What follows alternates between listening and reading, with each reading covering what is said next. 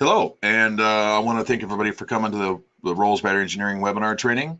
My name is Steve Higgins, and for the next 45 to 50 minutes, you guys are stuck listening to me until, and hopefully we get some, hopefully everybody learns something. Here's my contact information. Best way to get a hold of me is to send me an email, steve@surrett.com. You can also call me if you wish.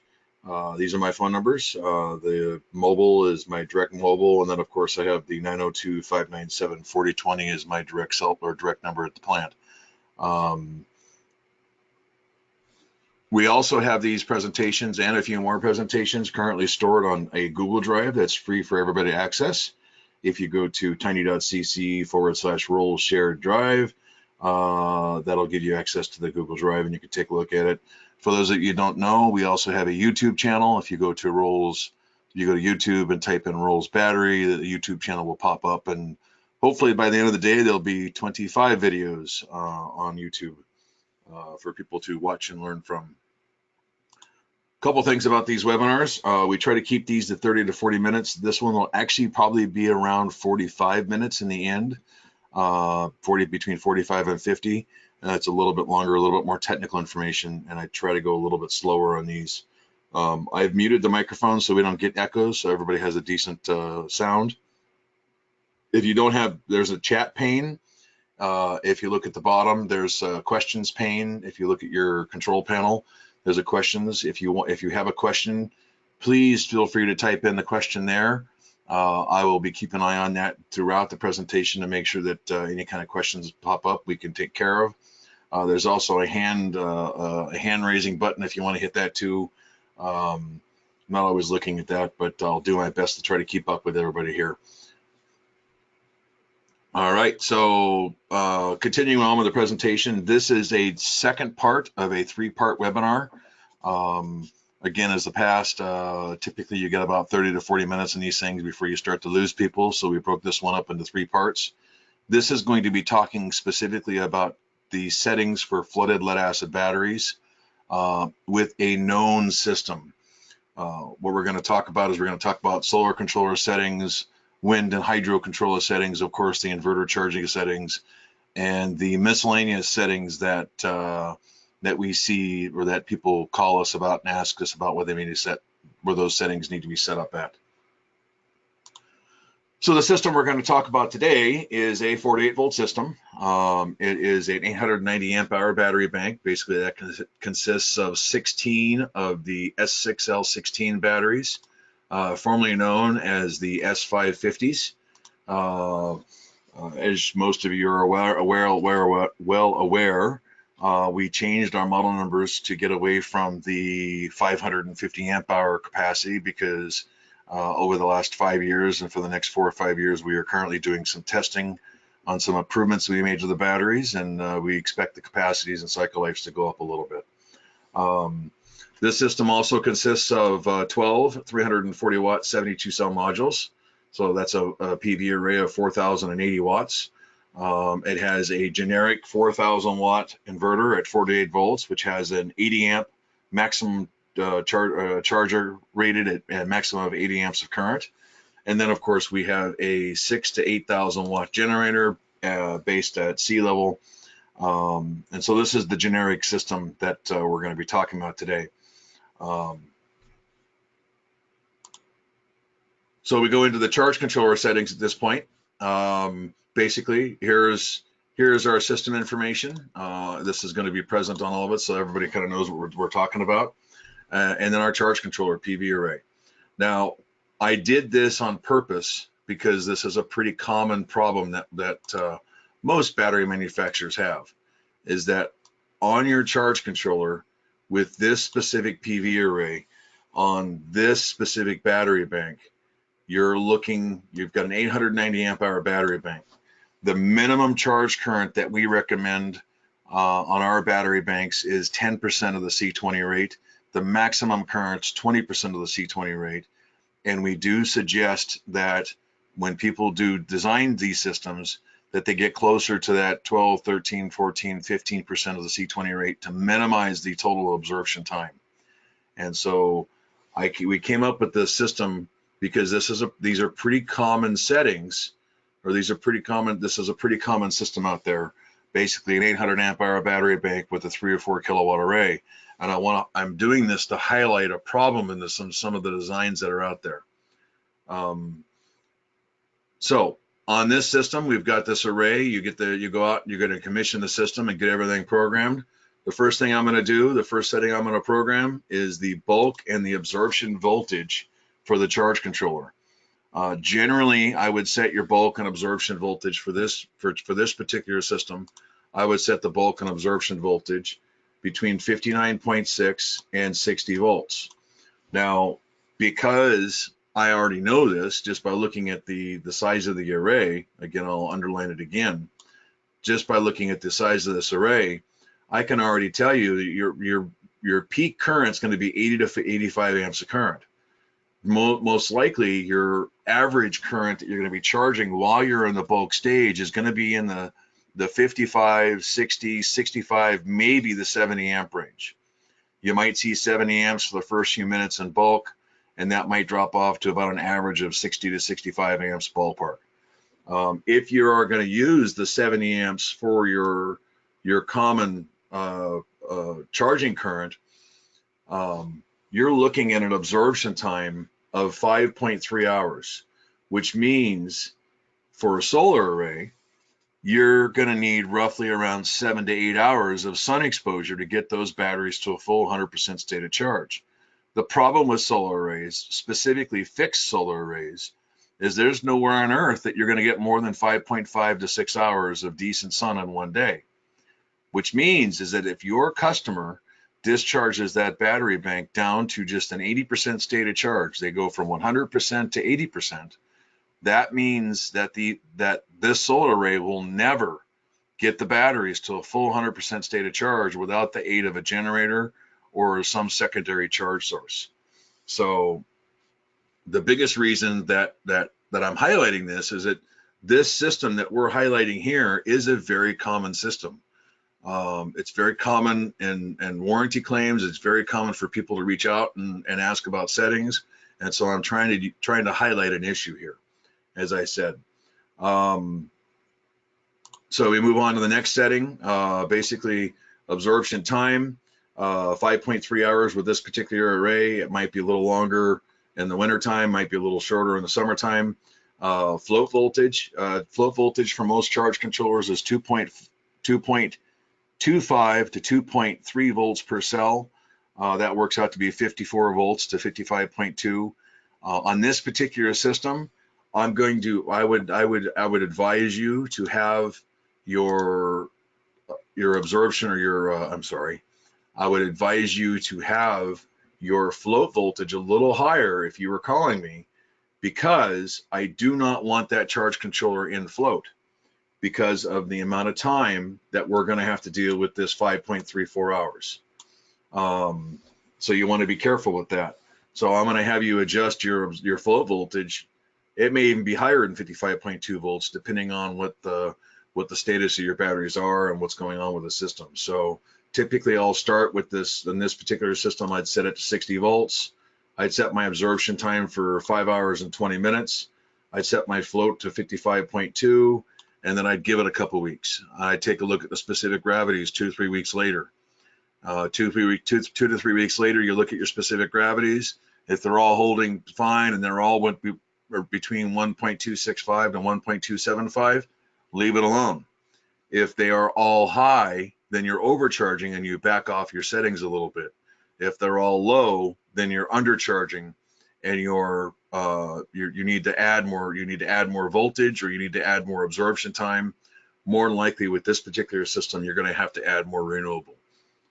The next setting is equalization voltage. Again, as I said on part 1, if you are properly charging your batteries and you are getting your batteries to a full 100% specific gravity, at least that once a week, preferably 2, 3, 4 times a week, you should never have to equalize your batteries.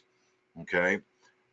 In this particular case, the customer is going to have to equalize their batteries, especially if they just let them sit there in a state of sulfation or in a deficit cycling state. And so if they're using Even using these settings, the 60 volts, 5.3 hours, 55.2, this solar array just will not be able to handle that battery bank, especially if the customer is doing 40, 50% depth of discharge cycling. They're just never going to get to a full state unless they're running their generator a lot. So they're going to have to run equalization charges. And so how I would start with that is come, month 3 or month 4, when the specific gravities have drifted, what you do is you set your equalization to 61.5. You set your equalization time. It's going to be about half to 2/3 of this number. So I would set it about 3 hours to start. Start your equalization, and then watch your specific gravities on the low cells. When they stop rising for a full hour, that's basically when your equalization is done. Now you have to be careful when you measure your specific gravities while you're recharging, because what's coming out of the batteries is hydrogen sulfide gas. And that hydrogen sulfide gas is extremely corrosive and it's extremely explosive. So if you've got a guy in there smoking cigarettes, or if you're in there tightening connection and you're charging and you get an arc, you could ignite the hydrogen, and that hydrogen could blow the tops off the batteries.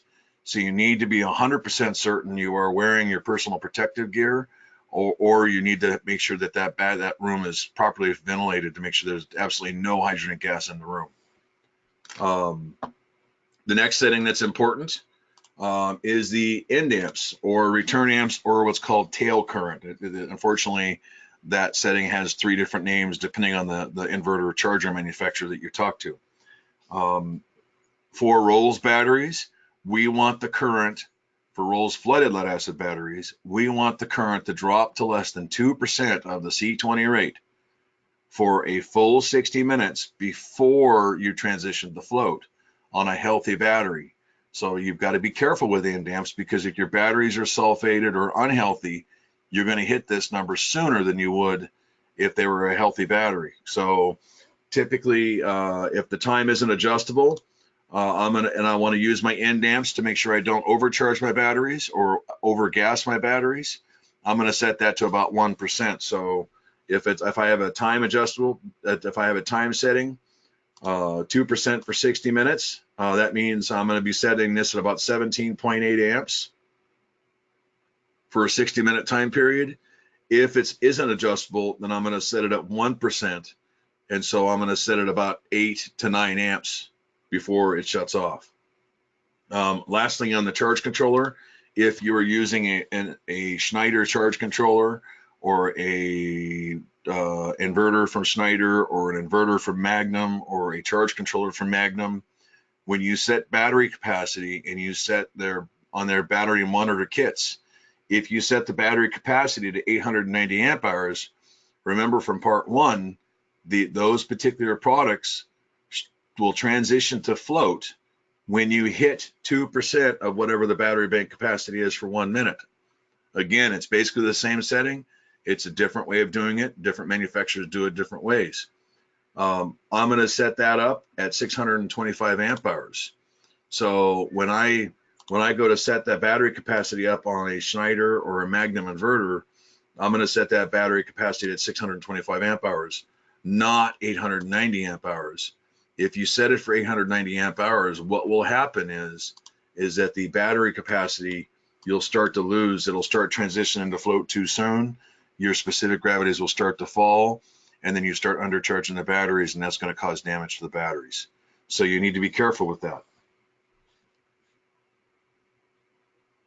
I'm just checking. Okay, so far we don't have any questions posted, so I'm gonna move on to the next slide.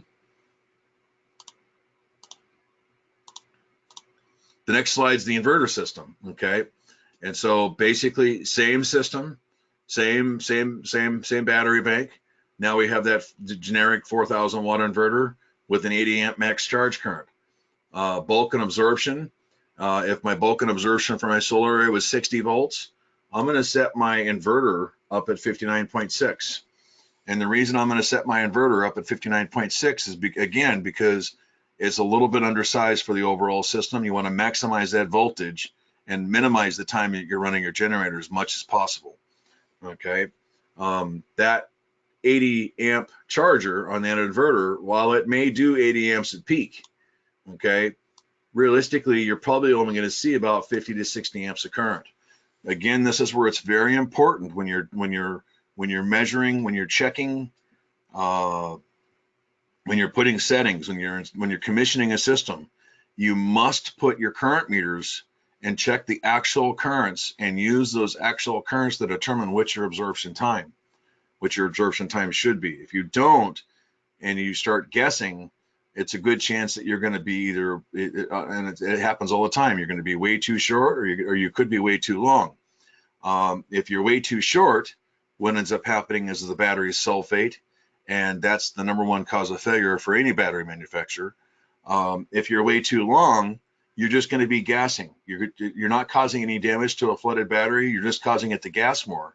And so you can so that's an easily recoverable. If we set this to 10 hours instead of 6.23, just means that you're holding that voltage at a higher point for longer, and you're just going to be gassing your electrolyte some more. And so, honestly, that's better than undercharging the batteries, because you can always add more distilled water to a flooded battery. You can't replace the lead plates, because once they're exposed to oxygen, they're done. So you need to be cautious of that. I'm going to talk a little bit more about absorption times in a second, but we also have a webinar currently available to watch on YouTube. It's titled "The Importance of Properly Set Your Absorption Timers." You'd be surprised at how many people I talk to on the phone who just leave the absorption timer set at default, and that is a very large mistake that a lot of installers make. Pardon me. Sorry about that. Next is float voltage. Typically, again, flow voltage in this battery bank would be between 2.25 and 2.3 volts per cell. I have it a little higher. I have it at that 2.3 volts per cell, and the reason I have it set at that 2.3 volts per cell, or 55.2 volts, is because I have such a small PV array. Since my solar array is so small, oops, wrong X. Since my solar array is so small and my absorption times are so high, I want to make sure that I put as much current into the battery bank as possible. And doing that with a higher float voltage is, especially if your generator does go to float. Most often in an off-grid system, you're not running your generator in float. It terminates charge when you complete this absorption time. Okay. Again, the next setting would be equalization. EQ voltage, again, just like the charge controller, the equalization is going to be between 61 and 64 volts. Again, I try to start at the lower voltages and work my way up as necessary. Typically, it happens with age, or it happens with how much abuse the system has gone through. If somebody calls me and I go out to a site and they've had their batteries for 4 or 5 or 6 years, and I take a look at them, and the specific gravities are not only all low, but they're just way out of whack. They're 30, 40 points in difference. Then I might use a little bit higher. What I would probably do at that point in time is force a bulk, force an absorb. And after I finish the absorb, check my specific gravities. If I still got a large difference, then I might kick on a 2 or 3 hour equalization at 60, 61, 62, or 63 volts. I typically try to avoid doing it the higher voltage, because your typical, this particular battery bank, these 892 parallel strings of S6L16s will gas almost 400 liters of hydrogen sulfide gas during a 4 to 6 hour charge cycle. And so you need to make sure that you have the proper ventilation. I would not ever put in a flooded lead acid battery without some sort of mechanical or some sort of active ventilation, a brushless fan extracting the air out of the battery bank to keep that gas from getting to an explosive level. It's not good. You definitely don't want to be in a room when one goes up. Same with the inverters on end amps, 2% for 60 minutes. If time isn't adjustable, 1%. I personally like to disable the end amps on the charge controllers, because I want to maximize how much. I don't really ever want them going to float. But sometimes that's not acceptable. So again, this is where doing battery-based systems is kind of touch and go, because you've got to kind of, you know, it's a learning experience. Every system you'll do, you'll learn more and more about the systems. Then of course, battery capacity again is the same. You can set it the same as the charge controller. It just has to be uniform, especially if you're using Schneider equipment or Magnum equipment. I spoke to a gentleman this morning. Actually, I spoke to a gentleman yesterday afternoon. Long time solar guy, been in the business for longer than me, and didn't understand the Magnum, because he was using Magnum inverters. Didn't understand that you set the battery capacity. He had S605s. He had set the battery capacity to 600 amp hours, and so his generator was stopped charging at 12 amps DC when it should have been roughly around 8 amps DC. So, and that's a huge difference, because that's at least a good hour, maybe hour and a half of charging. So the batteries were sitting in a severely discharged state. It's not a good thing for the batteries to do that. One of the things you always probably want to keep in mind is that flooded lead acid batteries are made up of 68% water, 32% sulfuric acid, ballpark. It depends on the manufacturer too. It's typically 2 or 3% plus or minus either way. If those lead plates sit in water, okay, for long extended periods of time, those lead plates will start to dissolve. Once those plates start to dissolve, you start to lose active material. That active material causes capacity losses and eventually leads to failure. So the higher charge, if you can keep your batteries at a higher state of charge, they're going to last you much longer. All right, next slide. So absorption voltages and times. Okay, so I'm going to be hammering this point home here in these next few slides. On solar controllers, the absorption voltages and times is with any solar system, most important setting. If you don't get these right from the gate, you're going to have problems 12, 18, 24 months down the road. Your customers or your clients, or if you're the client, you may not see the issues for 12 to 24 months. You may not see that you're losing battery capacity month 2, month 3, month 4, but month 18, you're going to notice it. You're going to notice that generator is running a lot longer than it had in the past, or more often. So it's incredibly important. The absorption time finishes off the last 20% of the charging cycle. The batteries aren't fully charged until they've sat through the full absorb, and we call it absorb because what's happening is you're holding the battery voltage at a high point at that 59.6 to 60 volts, and you're allowing the current to flow in the battery. Otherwise, all you're doing is getting a surface charge on your battery. It's like plugging your cell phone in for 5 minutes and expecting it to go from 20% to 100% in that 5 minutes. All you're doing is getting a voltage into the battery, which is going to give you a surface charge, but it's not really going to give you much time.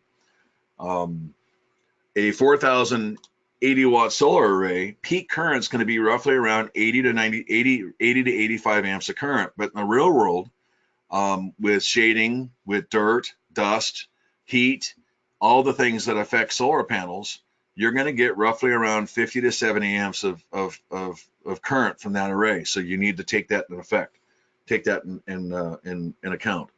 Lastly, your settings should be adjusted for your water usage. If you have a client who's going to be away from their home for 4 or 5 or 6 months, and they're not going to be running any loads, it's okay to back off your charge settings. It's okay to shorten your absorb time.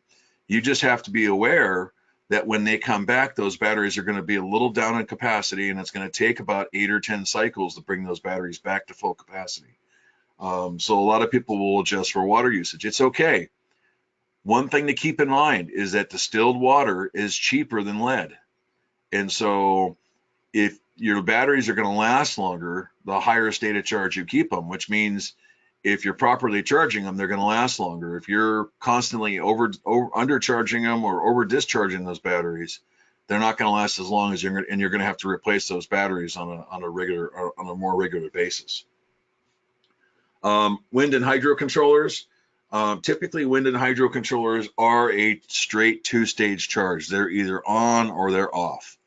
And so the amount of power that you're getting from a wind controller or a hydro controller varies depending on what kind of speed that impeller or that wind generator is moving, or the speed of the wind.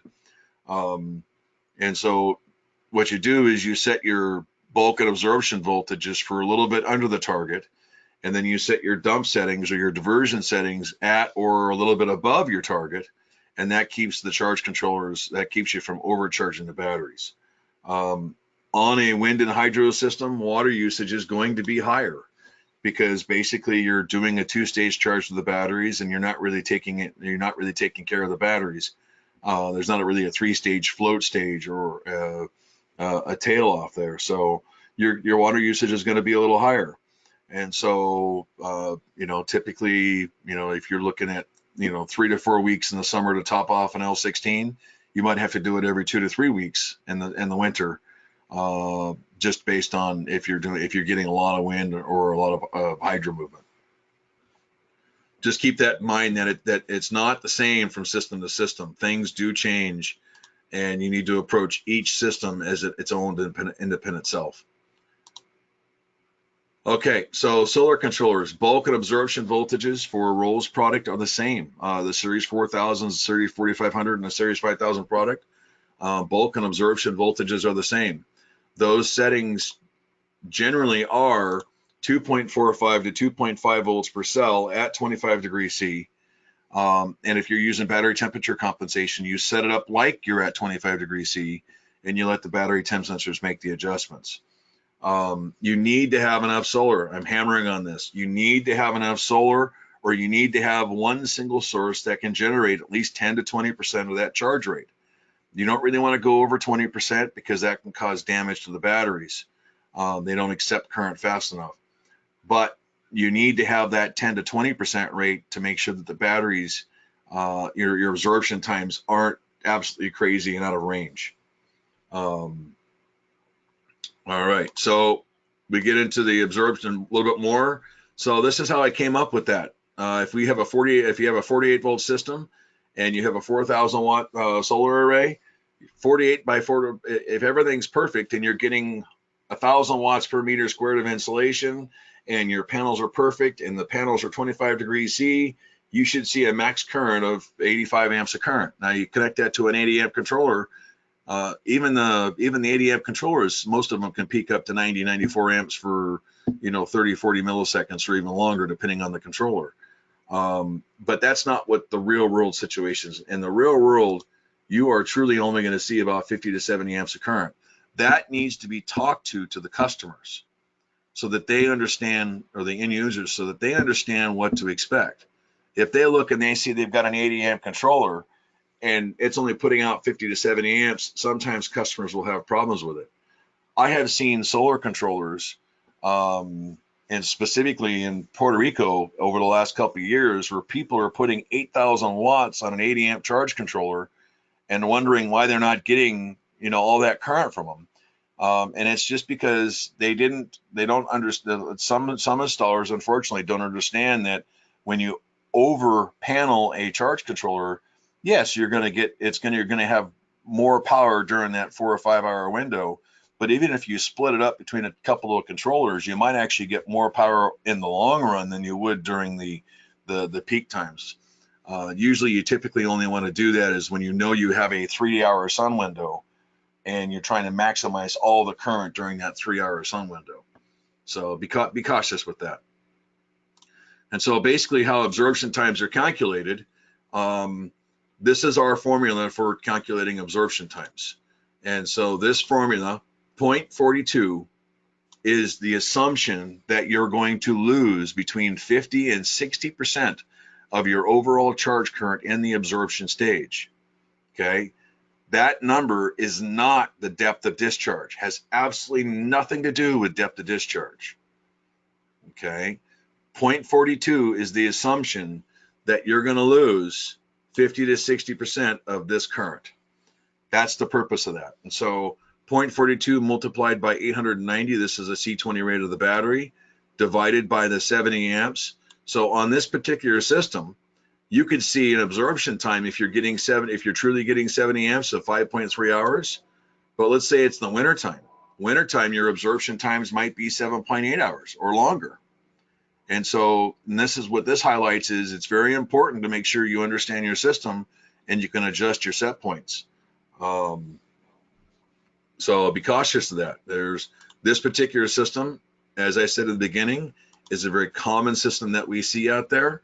The problem with it is that it's under-designed, and it's basically this system without 100% of the end user helping out and running that generator a lot is destined to fail, unfortunately.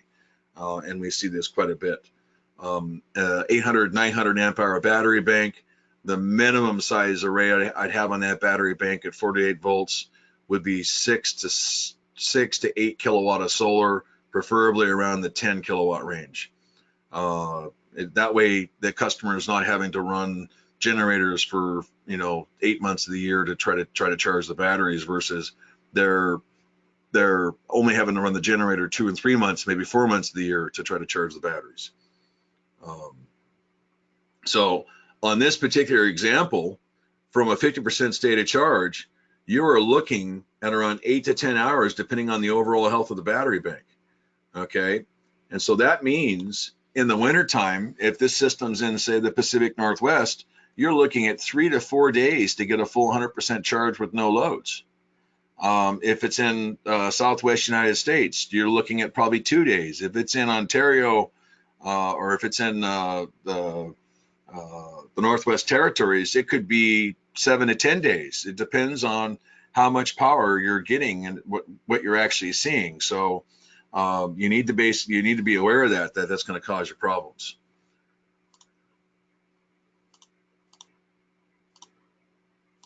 Okay, so we go on to the next slide here. Absorption, inverters and charge controllers, basically the same. I try to set my absorption voltages just a little bit lower for those inverters and the inverter chargers. Again, I don't want to try to, unless I'm trying to force an equalization, or I'm trying to force a charge, or I'm trying to recover a battery bank with an inverter, I'll typically have my settings a little bit lower on the inverter. And then we go into the same calculations for the inverter.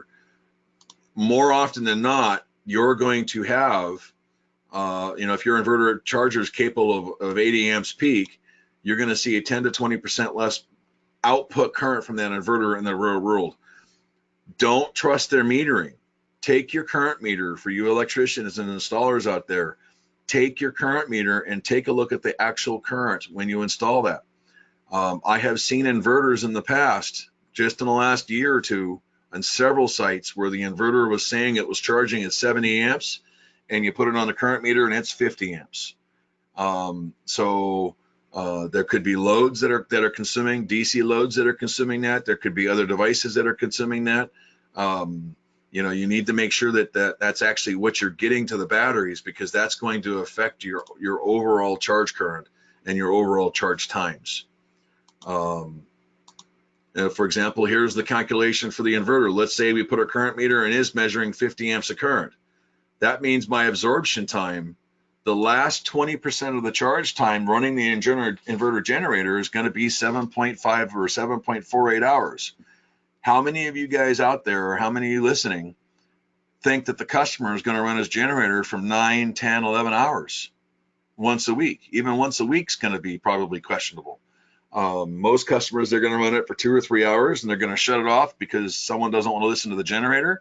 And then 6 months, 12 months, 18 months later, they're going to call me, or they're going to call whomever battery manufacturer they bought their batteries from.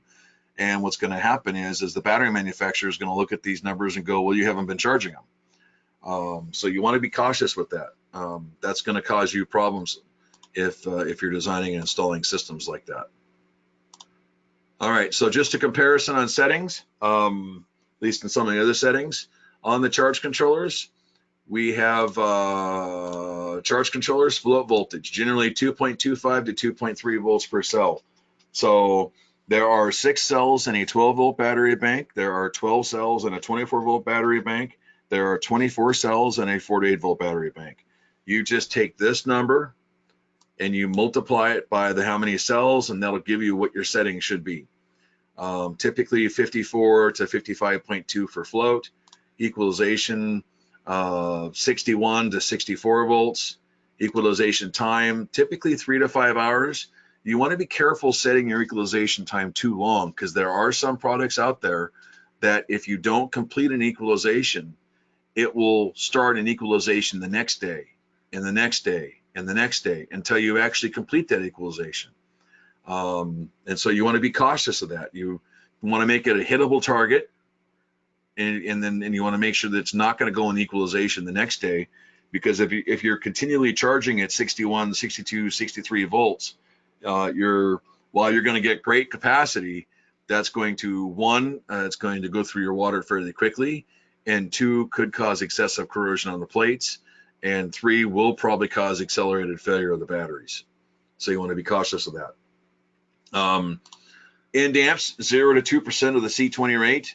So 17 to 19 amps if there's at least a 60-minute timer. If not, I would probably set this at 5, 6, 8, 9 amps, and then move that up or down depending on where the health of the batteries are. Battery capacity, typically 1 to 1.5% of the C20 rate. And then of course temperature compensation. Temperature compensation for flooded lead acid batteries is 120 millivolts, and so that's why I have it here. The next slide, we talk about exactly that. Flooded lead acid batteries, 5 millivolts per degree C, multiplied by the 5 millivolts multiplied by degrees by the cells multiplied by degree C. So 5 millivolts times 24 cells, 48 volt system is 120. 5 millivolts times 12 cells is 60. 5 millivolts times 6 cells is 30. Okay, and so these are the numbers for your temperature compensation. And so when you tell a charge controller it's got a gel battery, it should also either automatically have 3 millivolts or be programmable for 3 millivolts.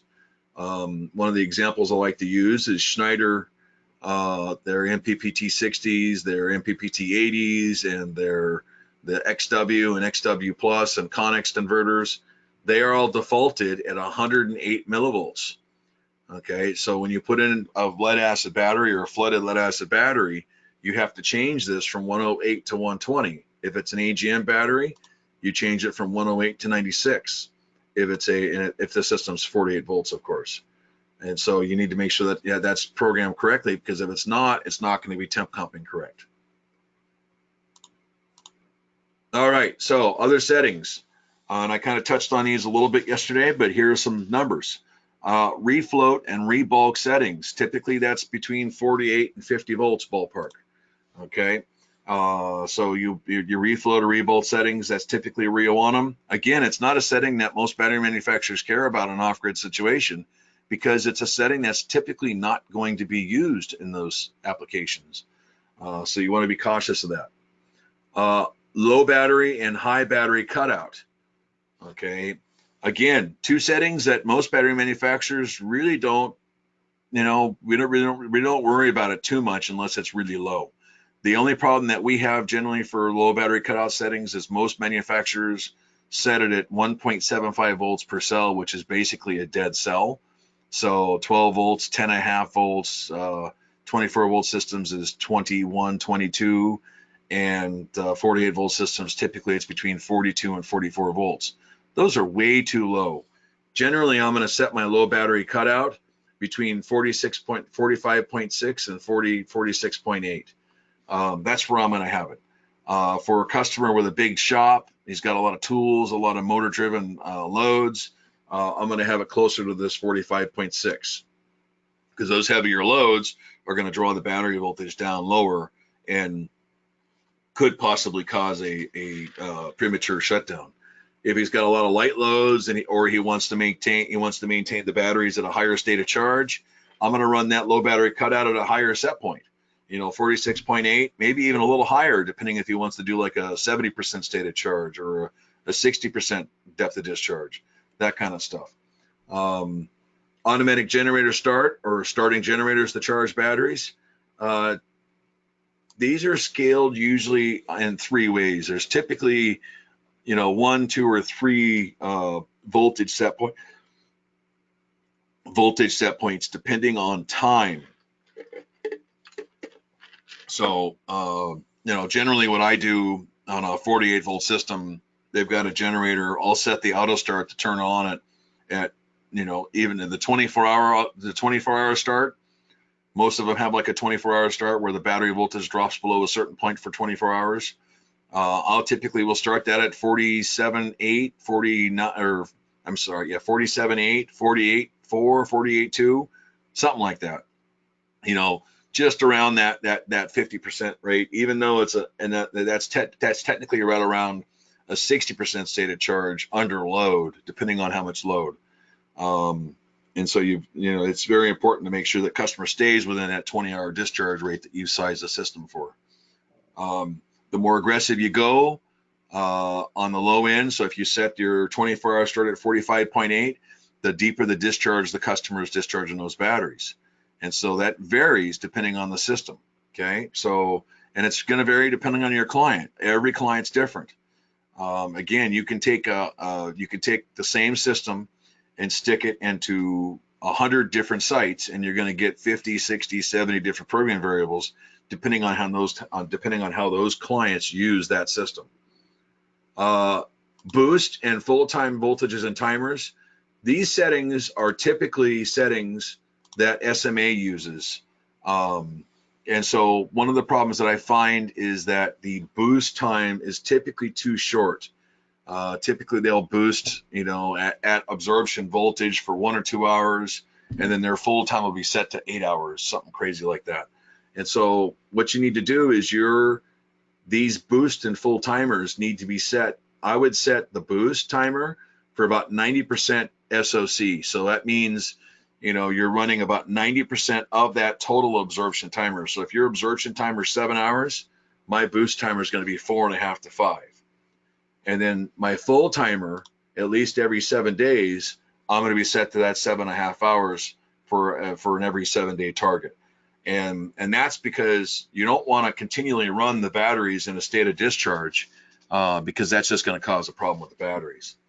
And then lastly is battery efficiency. So battery efficiency and battery charged factor.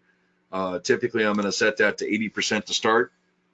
And then once after the beginning on the 3rd year, I'm going to drop it down 1% for every year of operation. So 5 years down the road, that's going to be set to 77%. 6 years, 76%. 7 years, 75%. 8 years, 74%. When you get to about 10 years, down to about 72%, I would probably just leave it there, and that's going to help the batteries stay a little bit better conditioned. So at this point, you're finished, right? Well, not a chance, not with battery-based systems. And this is probably the number one mistake in battery-based systems, is making the battery bank too big. The number 2 mistake is making the solar array too small. The number 3 mistake that most battery installers make is they have very poor follow-up with their customers. And at times it seems like, and granted, I hear a lot about more than average, it seems like it happens all the time. This is where, as an installer, and as a homeowner, for you, those of you who are listening to this, that you are homeowners, you have spent 20, 30, 40, up to, $100,000 on a system, and you're depending on some guy to come out and do maintenance, or you're depending on somebody else to take care of your system when it's your own power. You've become your own power company.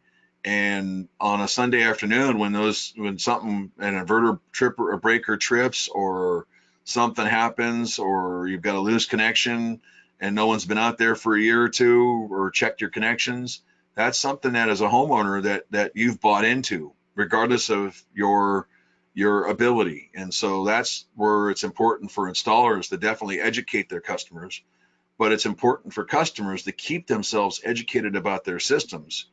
That way you can fix the problems without having to wait, a week or 2 or 3 for some guy to come out and take a look at it. When you do a commissioning a system, recheck your specific gravities every 2 to 4 weeks for the first 6 months, okay, to make sure your settings are correct. So go out there with a hydrometer after a full day's charge. Make sure your specific gravities are correct by checking or make sure your charging settings are correct by checking those specific gravities. You don't know unless you check the specific gravities. You'll never know unless you check the specific gravities. So that's problematic. If you've got low specific gravities, that means that you need higher voltage or longer absorption timers. If your specific gravities are too high, that means you need to lower your specific gravities by lowering your voltage or shortening your absorption timers. That might be too long. When you get out there and you're troubleshooting this, make small changes, okay? Make a small change, adjust your voltage by 0.4 volts, adjust your time by 30 minutes to an hour, and leave it alone. Give it 2 or 3 weeks, and then go back and recheck the specific gravities again, okay? Batteries, what's going on with the battery is a chemical reaction. Okay, if you put on 10 pounds over the winter time and you go to the gym once, is that going to get rid of the 10 pounds? No, it's going to take a couple months of going to the gym, eating right to lose those 10 pounds. It's the same thing with batteries. If the batteries get fat and happy and they start losing capacity, when you recover them, it's going to take time. Typically, if you get a specific gravity of the battery bank and you're checking 24 cells and the battery bank is 30-40% down, it's 1.220, 1.230, it can take 6 to 10 weeks of daily charge cycling to bring that battery back up to anywhere near full capacity, because what's going on with the battery is a chemical reaction and it takes time to get to recover those batteries. And so you want to be very careful about how quickly you think that these things will get fixed. All right, so I went 57 minutes on this. I apologize. I went a little long. I talked a little too much. Do we have any questions? I don't see any questions in the typed information. So I'll talk a little bit if someone's going to ask a question. Again, at the end of the day today, I'm going to post these. I'm going to post this video on YouTube so you can rewatch it to your heart's content. If you have any questions that you remember that you wanted to ask tomorrow or next week or whenever, feel free to send me an email. My email address is steve@surrette.com. That's STEVE@SURRETTE.com. Send me an email address. I'm actually taking off out of the country. I'll be out of North America until the 12th of November. I leave on the 20th. So actually, yeah, I leave on Sunday. So the best way to get a hold of me for the next 4 weeks is going to be to email me. Email is typically the best way to get a hold of me. Also, if you just want me to give you a call, send me an email with your phone number and I'll give you a call when I can. I don't see any questions popped up, so I want to thank everybody for coming in and listening to this webinar. Appreciate it, and you have a good day.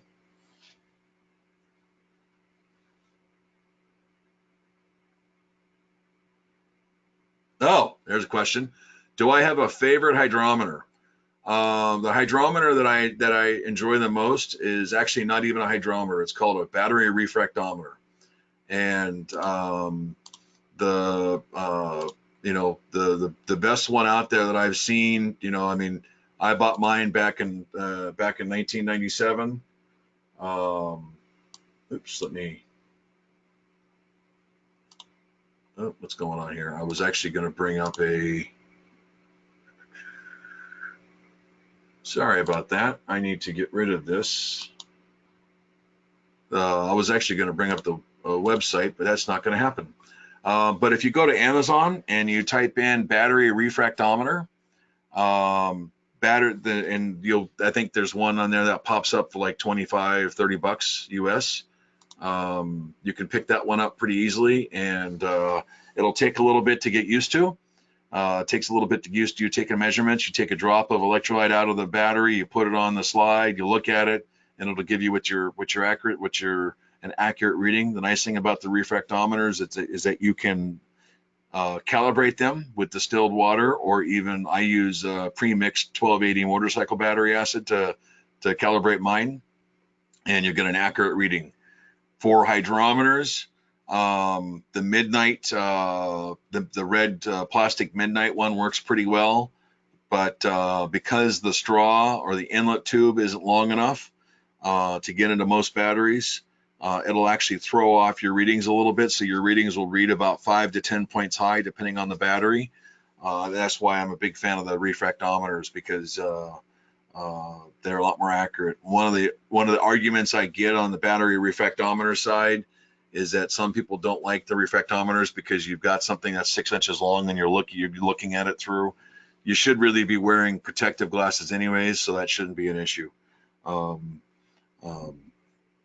are electronic refractometers where you put a little drop in a little hole, you hit a button and it spits out the specific gravity. Those are great.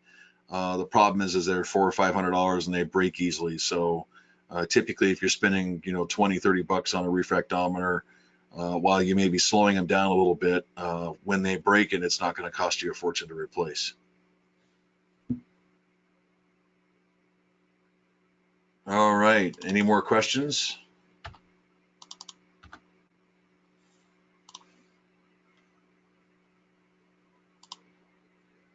I don't see any more questions, and so, all right, well, thank you very much, guys, or ladies and gentlemen, for coming and listening. I appreciate it. Hopefully you learned something.